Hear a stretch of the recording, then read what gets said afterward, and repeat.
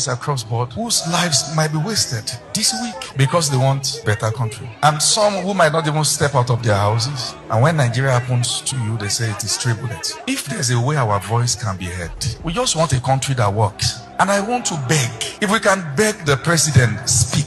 Patrimony. They have access to wealth uncontrolled. They can use it anyhow and so on. They don't care about the common good. And we as citizens of this country, we want to see the action in the next 1 week. Taking proactive position to end bad governance. I hope you know that we remember that before slave trade and before colonialism came and destroyed many things, in most traditional societies, how did people become leaders? People became leaders after serious sacrifice for the community. Hello everybody, welcome back to Plan B TV News. When I see this protest, it reached everybody. Now, Nigeria clergymen are now in support of this protest. Everybody, the thing affects everybody. The Nigerian religious men are also saying that everybody must protest. Why you should protest and why you shouldn't protest, and the reason why everybody must protest. I want you guys to watch this particular video of this bishop. What he said during an interview. We'll be right back to do some messages to it. It's not only politicians that are self-centered and self-serving. We religious leaders too. We have our own share of the blame, the traditional rulers, and then those in active governance. You know, we have a problem, and I think it's a matter of serious introspection. We need to look into our hearts and critically examine who are we and what do we do? What are our motives? Why are we in the places we are? What can we do better? And things like that. But this lack of critical self-analysis is what generates the corruption.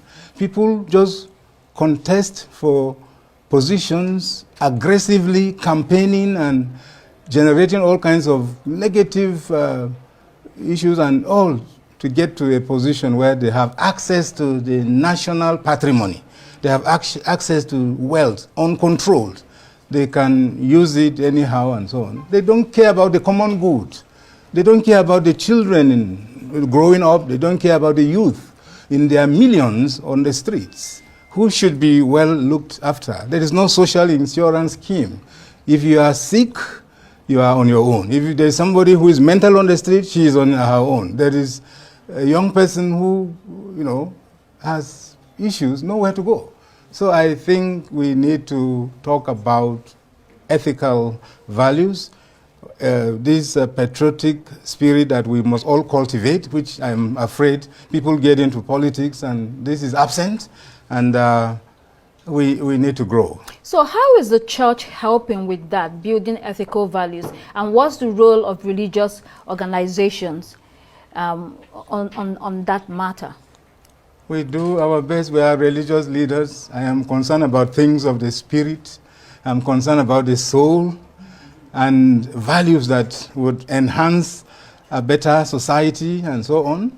We do the talking, we do the preaching. We don't fail in this. But I'm afraid listening is a problem. And you wonder whether all these people who are in positions of authority listen at all. They're either Muslims or Christians, largely in this nation. And the amount of preaching that goes on, go around and you see the churches in their thousands, go around, you see mosques everywhere. Every morning there are bells ringing, then there is loud calling to prayer.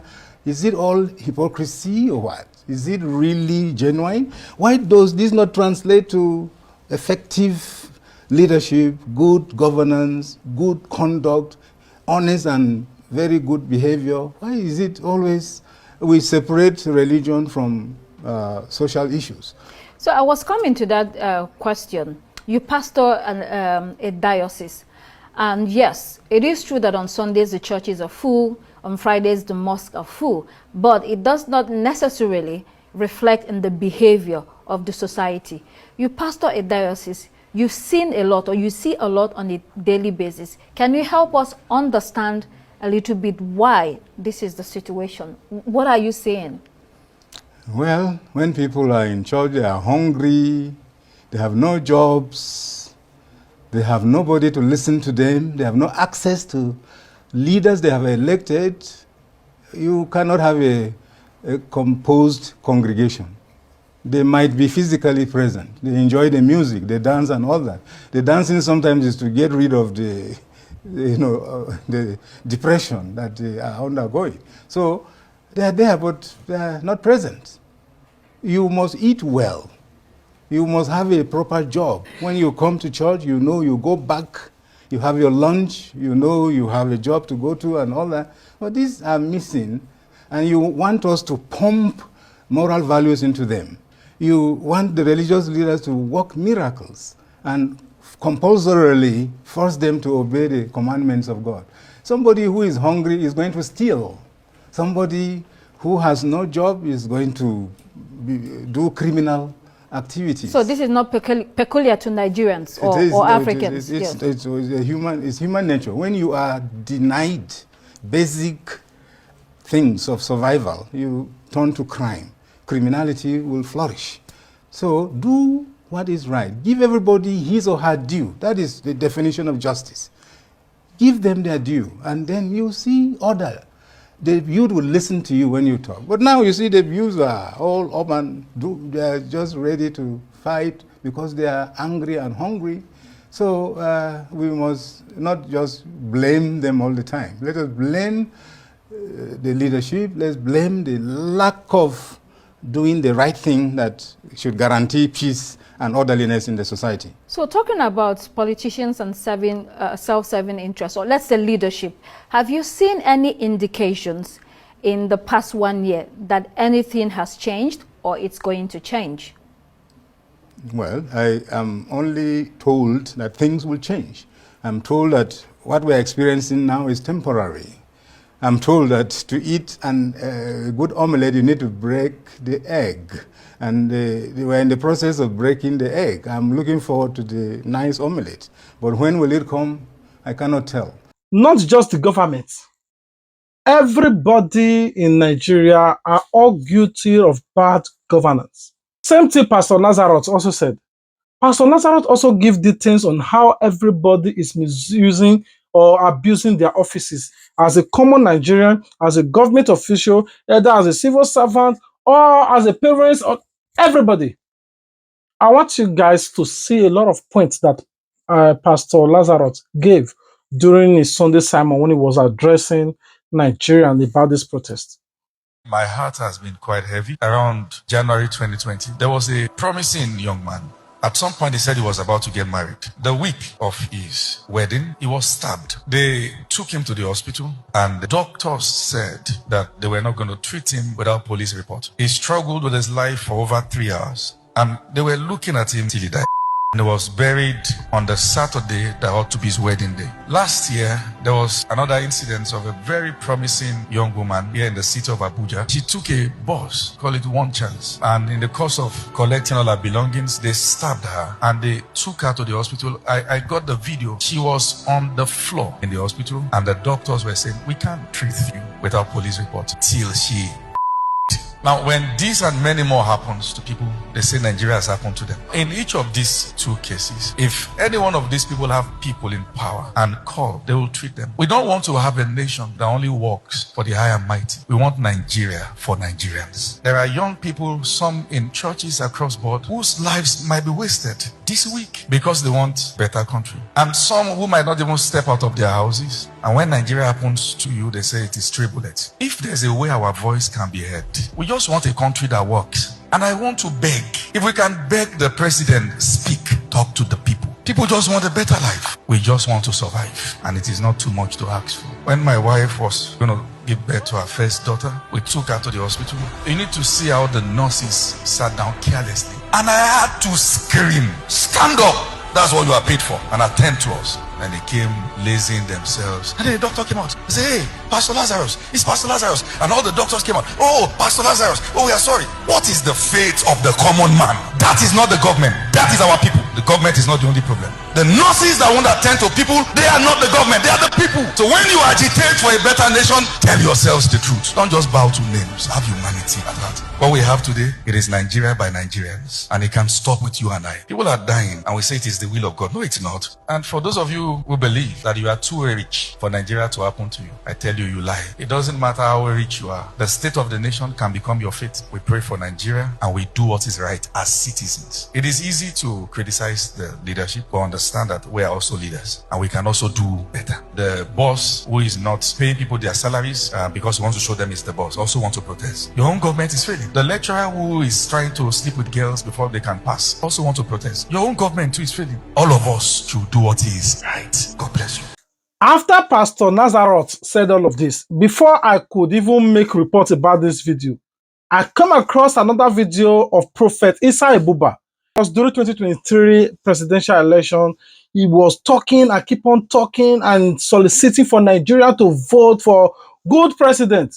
Thank God today is not silent. He came out again to demand for good governance and hence to bad governance in Nigeria. He came out to say that he supports this protest and there must be change in government. I want you guys to watch the video. We'll be right back. Day, I'm standing here in the city of Warri. A few days ago, I made a broadcast demanding that the president will draw the agreement of the Samoa agreement. I'm glad that they have taken heed to the demand of Nigerians and will draw that agreement. Now, I want to say, Mr. President, we honor and respect your office as the president of this country.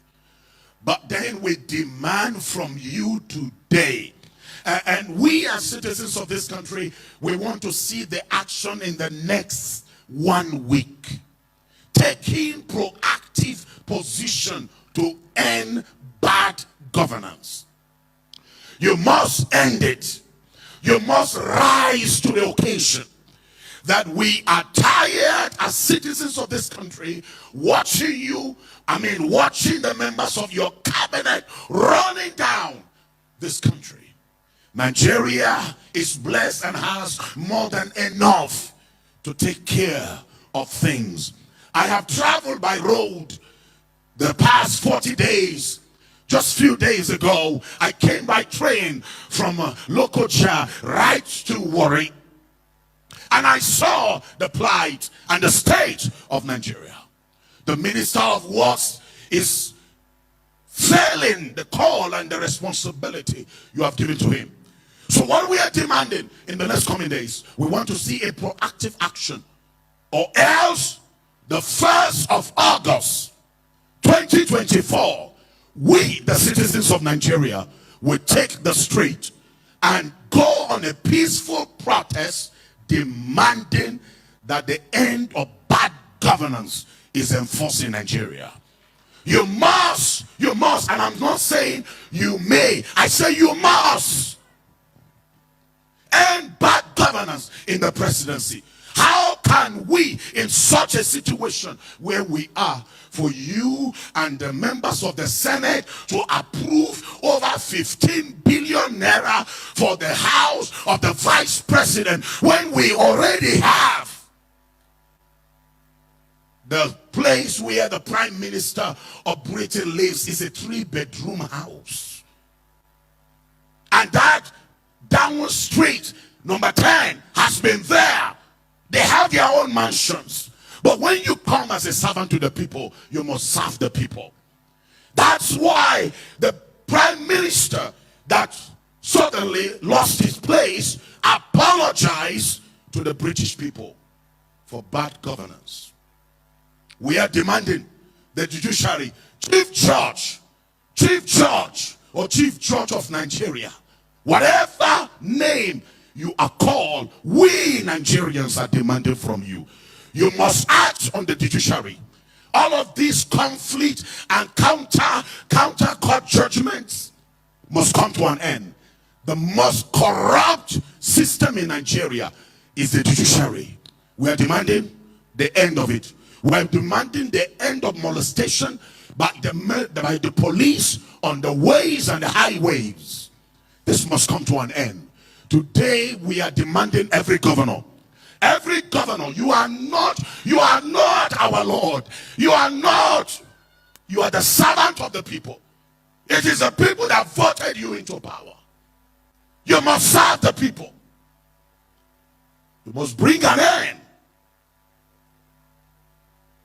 to the contractors that have received more than 50% mobilization. All of you contractors, we know you. I drove from Jos to Kano, Kano to Jigawa. I drove from Jos to Lokoja. And what I saw with my eyes, I am demanding that all of you contractors that have been paid for you to walk our roads, return back to site, or else Nigerians will respond to you. Today, I am asking churches and mosques, it's time to end all evil religious services. We cannot be living in a nation where people are turning our altars and pulpits in the mosques and in the churches as a place of deception. We want to say all churches and mosques where people are turning it to a commercial center, it must come to an end.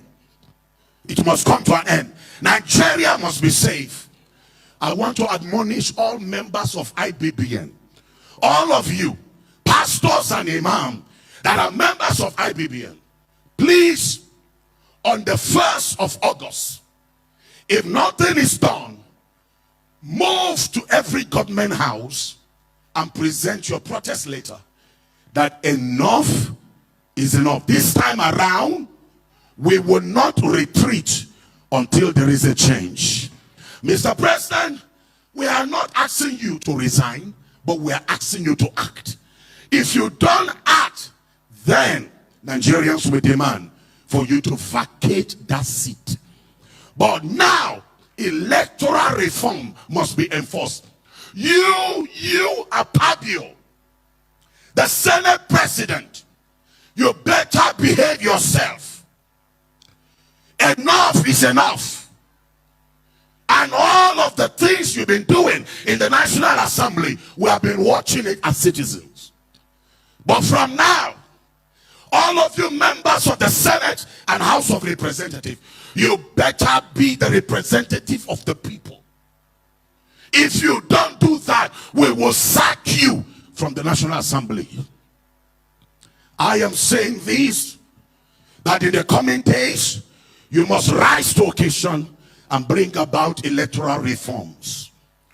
We, Nigerians, are tired of the manipulation coming from the international community. It's time we solve our problem by ourselves. And I want to say this. That the military must rise up to occasion. You can end this banditry in 2 weeks. We have seen the communication and the statement of Zamfara governor. We've seen other governors. And we realize there are certain men that have vowed that they must not allow peace to reign in Nigeria. You know where the bandits are. You know their location. We are giving you these few days to rise to occasion. And we cannot continue to mobilize money to pay bandits in order to release our people. I recently, a few days ago, I had to raise more than 40 million for the release of a pastor that was arrested and kidnapped by the Boko Haram. But we're saying enough is enough. Enough. You can see my sweat. And I'm saying this, that by the 1st of August, all of you that are in the city of Jos, you are to mobilize yourself to gather at 7 a.m. at the old airport junction for us to take a march to the government house.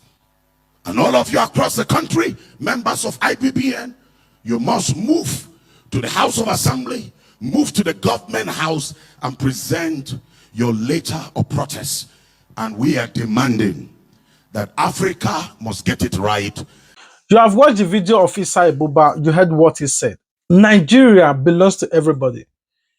If you are opportune to benefit from this government, you shouldn't use that as an avenue for you to shut the rest people up that are dying of hunger. It pains me when I came across some videos on the internet how some Nigerians were given 5,000 to counter the protest that is currently going on. Oh, they collected 5,000 to stage protest. They will trek over how many kilometers, later buy pure water and a drink, enter transport fare back home, then maybe probably is left with, or they are left with 3,000 naira. Maybe they buy food because they are hungry. At the end of the day, they squander the same 5,000 that everybody in Nigeria could have achieved one goal by speaking one voice. On your mind, every child. On your mind, every child. We just stand on your mind, on your mind, on your mind. We shall stand on your mind, we shall stand. We shall stand on your mind, we shall stand. I see what you on your mind, on your mind.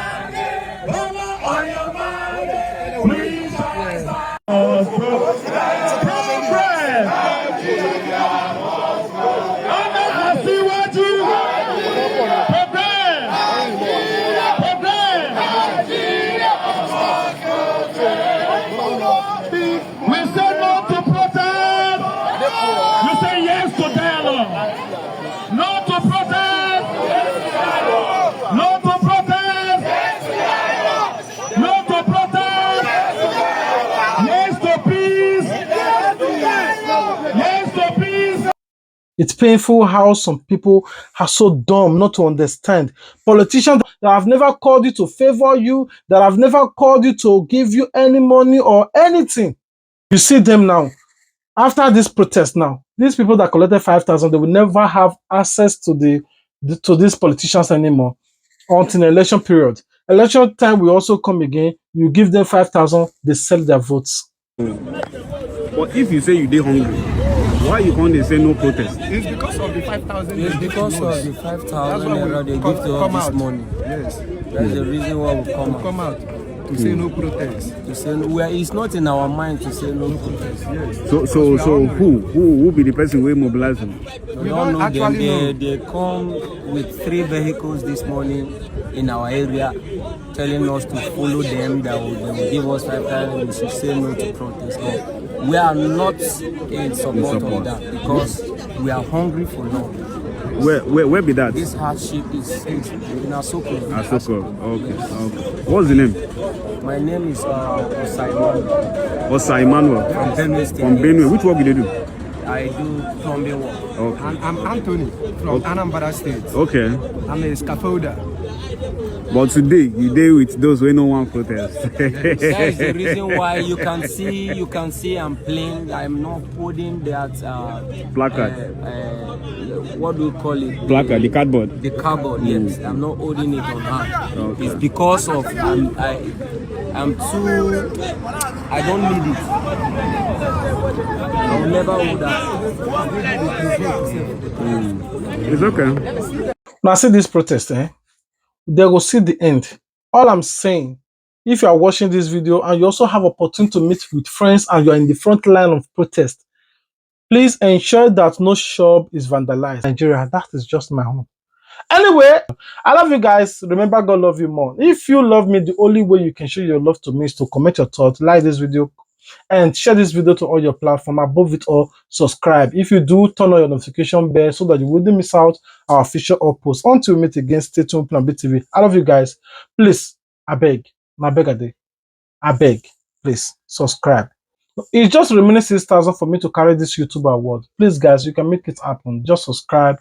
Keep on subscribing until you see me get to 100,000. I love you guys. Until we meet again. Peace out. I'm waiting for you guys in the comment section. Let's rub minds together. I think our voice will be heard in this protest session. All right, until we meet again.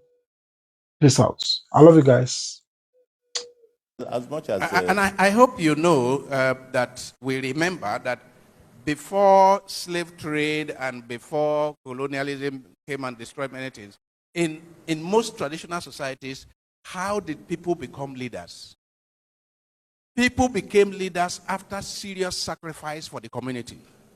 So people went to war against their enemies, risked their lives, almost got killed, managed to survive, saved the village, and when they came back, the village decided, you be our leader. Honor them.